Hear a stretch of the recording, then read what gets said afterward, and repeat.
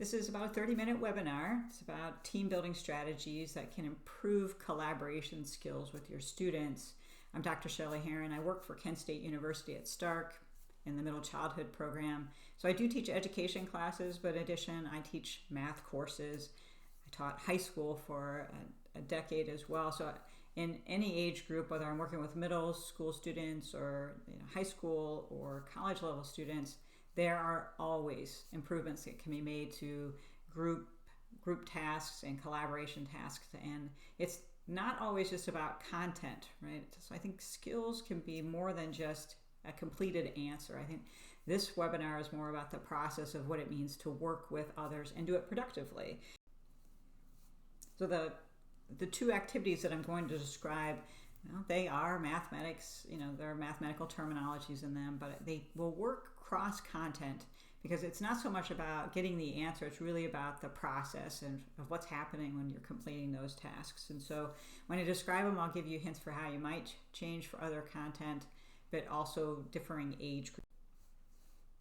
So in addition to helping our students become more productive, I think I'm also going to make suggestions for us as teachers. So things that I have incorporated over the years that have improved the collaboration process in my classroom. And it's no longer that I take for granted that individuals come to me prepared as strong collaborators. I now make the presumption that there is room to grow. And so as a result, I actually teach. We take time to discuss and give opportunities to practice and then reflect about the collaboration without the structure of needing a correct answer. So the task is there for them to work around, but it's the collaboration skills that we are addressing. And the two activities that I'm going to talk about today, I think get at key elements that have improved our collaboration with time.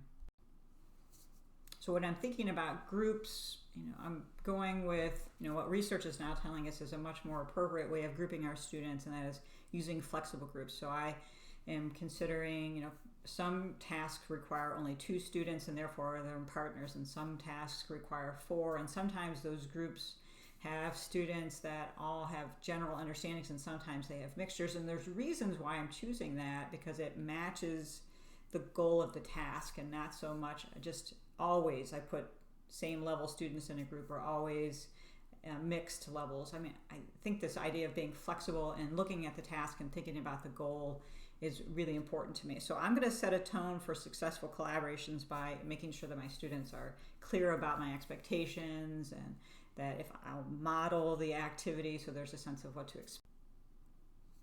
That includes lots of things, so timing and what product has to be completed at the end, and we're really good at those sort of things.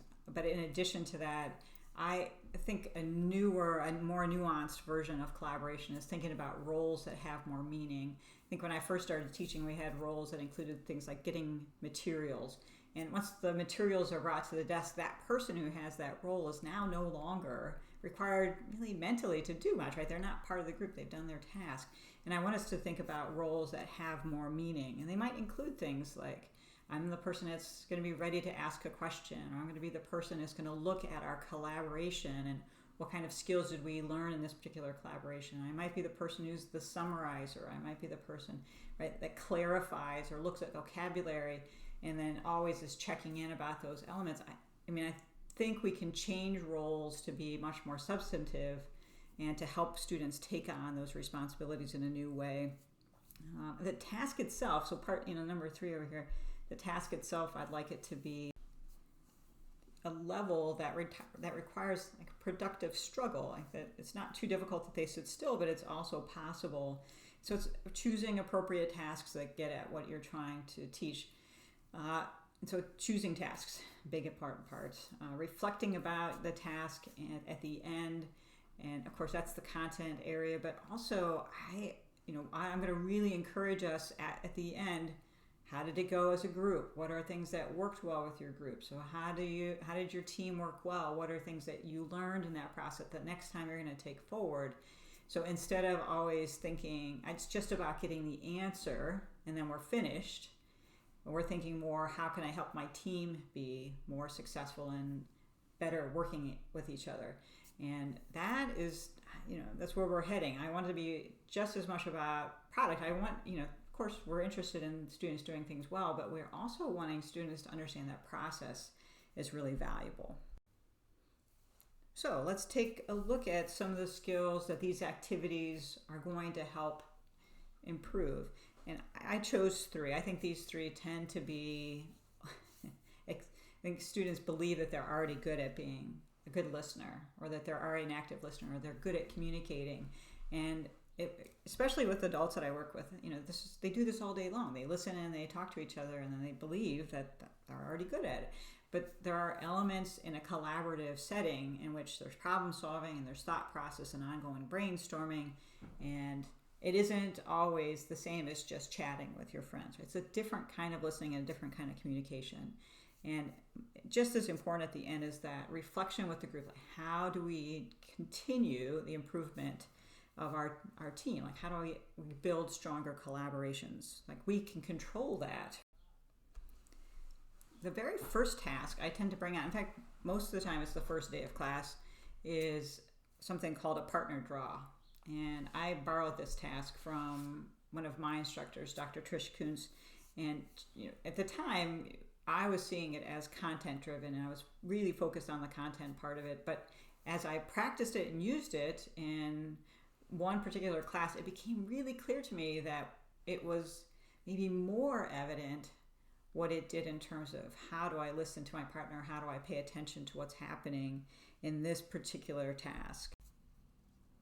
So essentially what's happening in the partner task is, you can see I have the image off to the right. I have 2 individuals, they're seated back to back. They would be using 1-foot voices. I'm going to presume you have a larger group of students, and so it can be a lot of talking. So they're going to use 1-foot voices. Each of the 2 partners is given a very specific role. And so this begins really early, that you have one specific thing, and here are your delineated limitations, right? And so the person on the right in the jean jacket, you can see Julianne has a clipboard, and on that clipboard is an image. So I'll show you a couple choices here, but it's an image, and she is describing what's on that page to her partner who's directly behind her. Now, neither can see each other's page, and so there's no checking as you go. It's just simply start and let's see how you end up. The person on the left, Allie, has a clipboard also with a pencil, a blank sheet of paper, and she is drawing what my describer on the right is saying. So the goal of this is, one of the people, the describer, is going to tell the other person what they see, what's on that page, and get them to draw it as close as possible to what, so that the 2 images look essentially the same. Now, here are the rules. The describer is the only person who's allowed to talk. The person who is drawing is simply listening and drawing. So cannot make any comments, can't make any noises, can't make any, just even to ask to slow down, there can be no instruction whatsoever. So the person who's drawing is just sitting and listening. And again, doing as best they can to take on the information from the describer. Now, as soon as they get to the point where they have finished, then they're going to come together and finish it out. So let me show a couple examples of what the images might look like. And the images that I choose often depend on the group that I'm working with. And so that has to do with age group. And in this case, I tend to choose things that have sort of, mathematical, or geometrical symbols included in them, but occasionally they can be more picture oriented. The image C, the one that's on the right, that has essentially a boat, I used with 4th graders, and it seemed to help the starting point. Okay, so you're going to draw a boat, you're going to draw waves, and right, so there's a starting point for those students because it seemed like it was an image of something that they could try to get drawn. Whereas the 2 that are on the left are more abstract, and I find older students are more comfortable with that. But even the 2 images I have on, image A, which is much more simplistic, there aren't as many items to draw. They're relatively, different. They're sitting next to each other, but they're not. I mean, they're drawn, I think, in pretty standard ways. And maybe that's a good jumping off point. The terms, most people know rectangle, most people know circle. Not everybody would necessarily use radius or diameter, but there might be something that's nuanced about that. The item that's in the middle, I reserve for either later on after we've practiced this several times, or my more adult or math concentrator students, I think the arrow in the middle is challenging to draw, and it might be frustrating at the beginning, but I can change my images to match my grade, my content readiness, and the vocabulary that I'm interested in having students practice. And I find that to be intriguing as well. So in this case, no matter what you choose, the describer is the one looking at that image, and the person who is drawing it hasn't seen it. They haven't seen it at all. So I provide a list of, essentially the directions that you would give to your students before you get started, who's allowed to speak, at what level, and at the end, after they finish the drawing, they should come together and then compare the two images. So what went well, and maybe describe the vocabulary and terminology that helped that happen, and what things seemed different and what terminology might help more. So to help with that specific reflection on how do I improve my communication, how do I be a better listener, that's an opportunity for each team to take time to just think about what happened within their groups. In addition to the pairs talking, you should have the whole group come back out and share out, what's the most important thing you learned from this, so that when you switch roles, what are things that are going to be helpful? Because obviously the next step is you hand a different image, a new image, to the person who was the sketch artist. They now become the describer, and you have the person who was describing now being the person who's drawing. So you swap roles. They finish another drawing together and they chat about it, and you come back and discuss it. So it doesn't matter what age group I work with, they tend to come back with some of the same essential elements. One of the very first things is, I didn't describe that I'm looking at it portrait or I'm looking at it landscape. And most students, no matter what age I've worked with, can distinguish which way I turn the paper. Like, that's often something that comes out. And then eventually there's somebody who talks about pace. My partner was talking way too fast. I couldn't figure it out. And so they start negotiating. Maybe it's a good idea to say what you think, give me the directions, take a pause, say it again, take a pause before you move on to the next step. So they actually start talking to each other about pace and recognizing that just because I understand it doesn't mean my partner understands it. So I should take some time to rephrase it or think about it in a different way. Ultimately, what they get to is what starting point makes most sense. So where should I start the drawing so that I can always refer back to that point as they go to a next part of that image, right? So they start talking about northwest movement, left, talking about inches, talking about shapes. My favorite part is they actually start talking about vocabulary that's mathematical, geometric, turning 90 degrees or walk backwards, or, they're very thoughtful conversations. So it's never just a one-day task. We practice this sometimes with the same partner the next day, and sometimes a different partner the next day, but still practicing that same skill of listening, actively listening, and then also being a strong communicator and a patient member of your team. So over the years, I've learned a couple, I think, helpful strategies. So first of all, that they turn and talk. I can be relatively loud using 1-foot voices. I often spread the groups out so that if there's room, that might be helpful. I also have learned that I never want the same image in everyone's hand. So if as the first group starts, right, your partners are starting, nobody is looking at the same image, because what I don't want is neighboring partners to start listening to hints from teams around them. I only want them listening to their partner. And it's also like I want them thinking as a team, and I have to get it right. I'm trying to get them not worrying about whether it's right or not, and more about that process of how do I listen well and how do I communicate well. So I have 25 different images for the very first group, and then in the second half, I can have that same 25, but I mix it up so that your partner doesn't have the same image, but you have a different image than the person next in the next partnership. After a couple weeks of practicing this, they actually get better at both their vocabulary, but also their patience, and not focusing on right and wrong and being accurate, but really how did the team, they start offering sentences about how the team did today. So the first task that we were talking about has to do with listening and communicating, and really more about the process. And that, I think, really sets the tone for thinking about things as a process. The second one helps with process, but it also takes out one of the other elements that I noticed, especially with adults and older students, they've sort of learned that when they get into groups, that one person will often take control and take over, and then somebody doesn't have to do anything. Or I think there's frustration about roles, that somebody's always doing most of the work and somebody's not doing their part. And so one of the other elements that I'm going to work toward is developing a sense of equity, right? That everybody's voice is important, and that the team is, with patience and, listening and collaboration, you can get to your end point, be successful, but with everyone's help. Every member is valuable.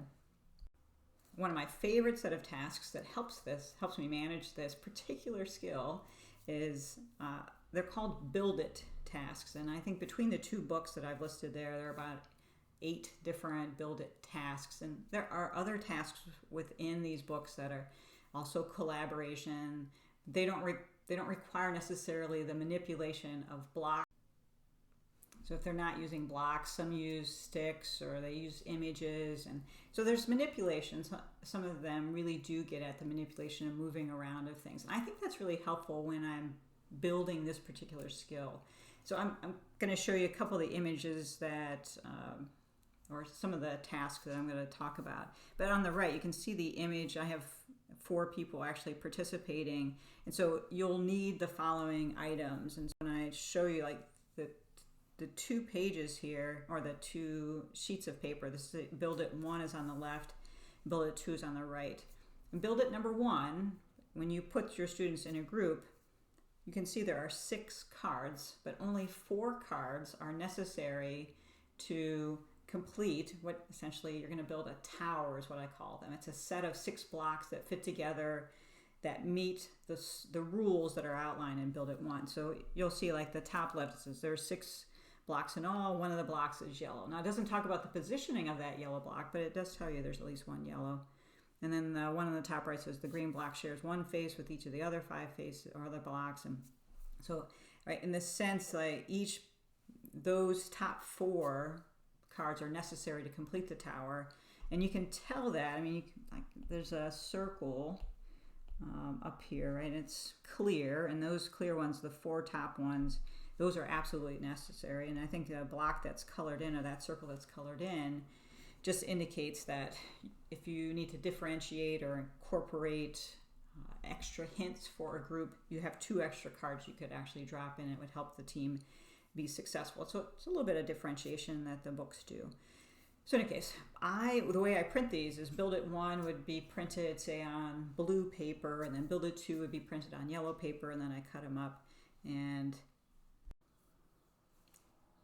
I take those sets of cards, and then I put them in a bag. You can see on the right, there's one of my baggies. You see Build It 2 sort of in blue, and Build It 3 is in sort of a yellowish green. And then along with it, I have, I think, about 12 cubes. There's like 2 purple, 2 orange, 2 blue. These are the soft, foamy cubic inches cubes. You don't need all of those. Obviously, the tower or the structure that you're building for each one of these requires only 6 cubes, but that's part of the communication, right? Is that you have too much and they have to sort, right? So it's part of that conversation. So there is setup, right? And that's the setup that I need for Build It. And so I have a class set of these Build It baggies ready to go for any of my teams. So again, I'm thinking in the back of my mind, how do I help each student learn, right, to take on their own responsibility, and to help the individuals who want to control everything, how to keep them from taking over. And so in this particular task, you can see how each of the members in the image that I have on the right, they're holding their own card so that no one else can see it. Each individual is responsible for reading their own and in touching the blocks or moving the blocks that relate to their card to make sure that the structure matches what's on their card. And then each person within the group, so let's say person who's sitting across the table, they start and you go clockwise, and each person then takes a turn. They can read their card out loud if you want, or you don't have to let them do that. I think it's important they read it out loud. People can listen, and then they start to hear terminology that can be confusing, and then there can be the clarifier and the summarizer happening. But anyway, so in any case, each person is responsible for their own card. They make sure the blocks get moved appropriately, and then at the end, you double check your answer. Does the tower match what each card is supposed to suggest? And I think any age group, by the way, can manage that version of the directions.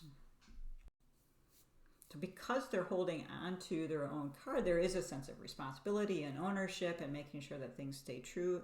It's a good set of realizations at the end when we chat about it, how it's important that you know what your role is and that it's defined. That's part of the expectation setup, and therefore you know how to move forward within your group. I think that really helps your groups rather than just go start. There's another set of directions I use. So when I put this set together, I have Build It 1, 2, 3, 4. And Build It 1, they build using just the directions I gave you earlier. But starting with Build It 2, I asked them not to talk. So they're, again, responsible for their own card.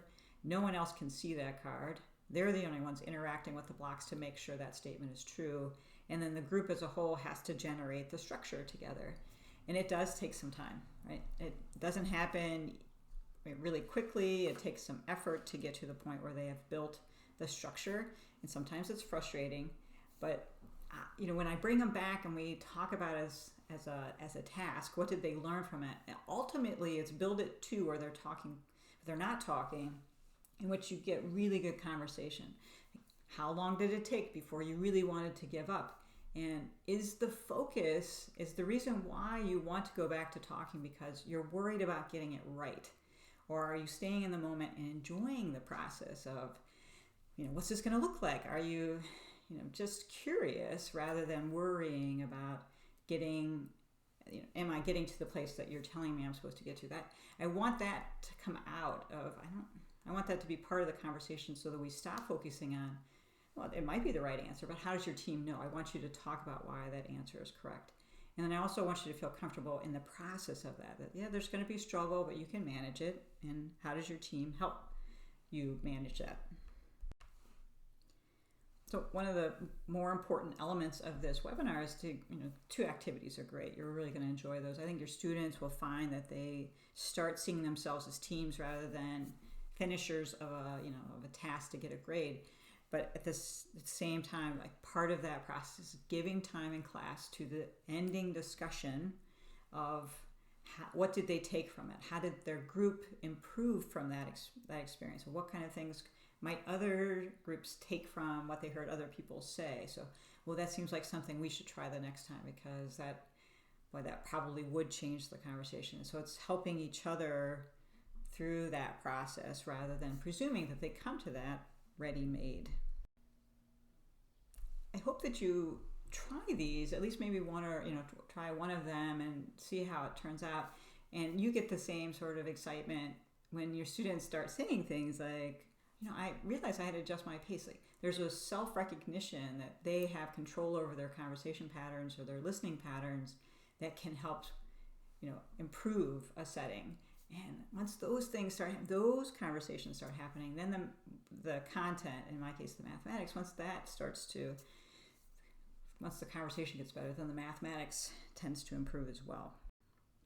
So again, just to review, I think the main topics, the purpose of this webinar was to offer the 2 tasks, the partner draw idea and then also the Build It task.